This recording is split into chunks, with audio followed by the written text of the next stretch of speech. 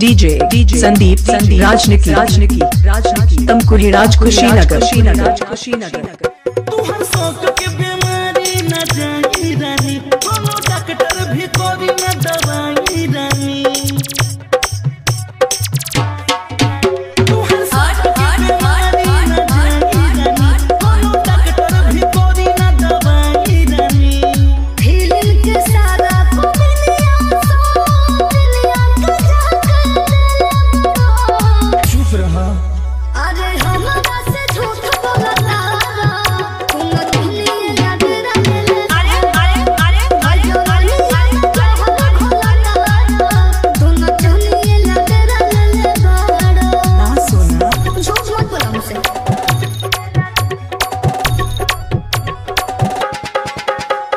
DJ Sandeep राजनिकी तमकुरी राज कुशीनगर। दिन को दिन जात बारा जाजे सुखाइल हो।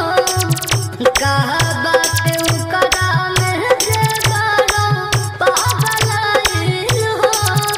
अरे ऐसा नहीं है। तो कैसा है? काहे बात के बढ़ावा दारू धनिया हो, मम्मी बता दे। ही बारू दिलवा के रनिया हो।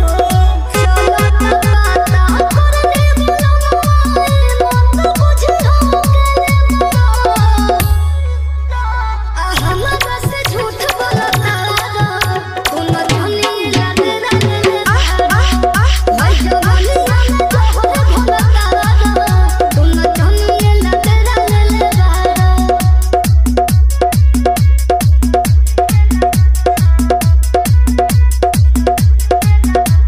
डीजे संदीप राजनिकी गाजीपुर हारी ओमनगर।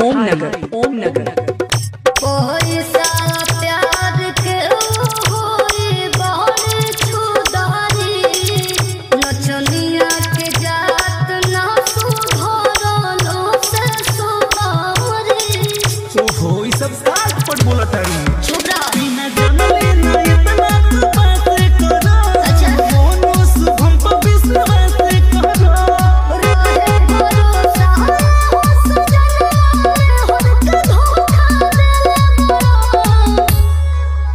अरे हमरा से झूठ बोलता तुम दुनिया याद रखेले। मिक्सिंग के लिए संपर्क करें। Mobile number 95 010 51 335।